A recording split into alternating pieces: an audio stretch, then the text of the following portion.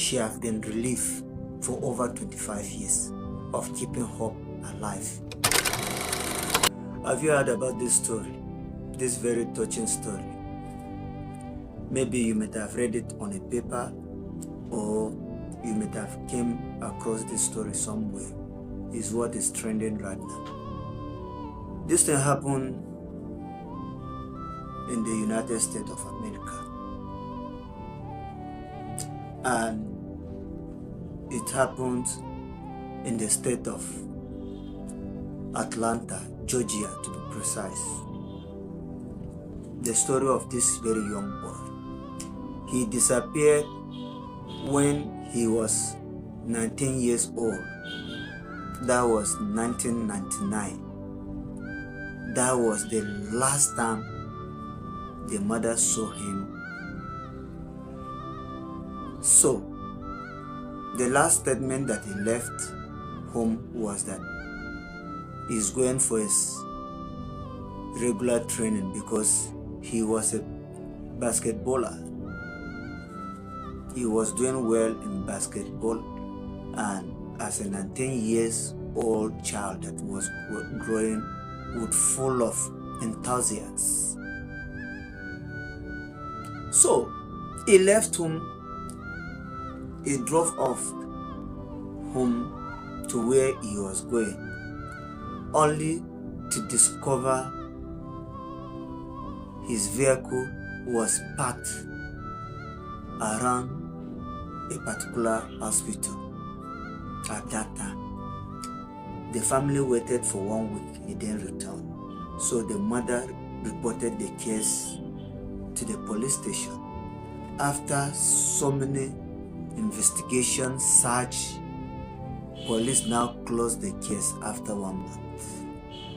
When they closed the case by saying that the child is already an adult, that he left willingly. But something inside the mother, Diana Michelle, something kept telling her that, no, my son has never acted this way, and I know my son very well. My son cannot live without letting me know. Police tried to convince her that it's a regular routine of most of these young kids. Some of them will abandon family and live willingly like that. Something in her instinct kept telling her that that could not be true. That woman, she kept her hope alive. She kept searching for 25 years. Since 1999, she kept her son's room intact. Every time she would sweep house and make her son bed as if the child is coming back. For over 25 years, her hope was alive. Not until one fateful day, she had a granddaughter. Her granddaughter just came and told her that, Grandma, let us visit a science museum today so that we can go out to see some things out for ourselves, because there at the science museum you see real specimen of human being that has been preserved for research purpose and other things.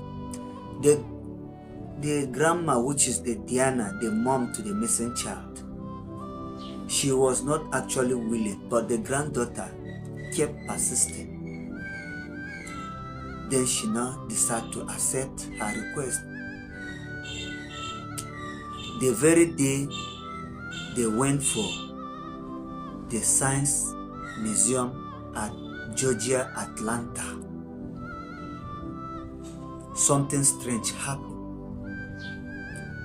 Of all the specimens that were in that science museum, it's a museum that was open for everyone. When you come, you pay some certain dollar fee. They will let you in. You go in to see things for yourself. How they are using human being for specimen and for research purpose. Only for her, when they were taking their tour, inside the museum, there's this particular specimen that she looked something strange sink in her. She looked at the specimen very well. She first realized that they placed every specimen in that museum according to their profession, their last professions. So the history of the very specimen she's looking at tells that he was a basketballer. So when Diana looked up, she saw some features that exactly match her missing son body features. One, the height, because at that time, before the missing of Marcus, she said Marcus has a fracture on his leg, on his elbow, and he has another fracture on his chin. There's another gold teeth that Marcus fixed in his tooth. So when she looked at the tooth of the specimen, she saw a gold tooth. She looked at the specimen elbow. She saw where there was iron attachment, because due to the fracture they have to attach iron, and that was screw. She looked at the ankle of the specimen. She saw that there was twist, breakage that was joined. So all the features in her evaluation and summary within her, she realized that this is her missing son she's looking at. She now called the attention of her granddaughter immediately. They started raising concern in the museum. The girl on duty said, "No, ma, we understand that some visitors, whenever they come around, they get emotional. So please, our advice, you should leave." She said, "No." They say she's just, that is illusional.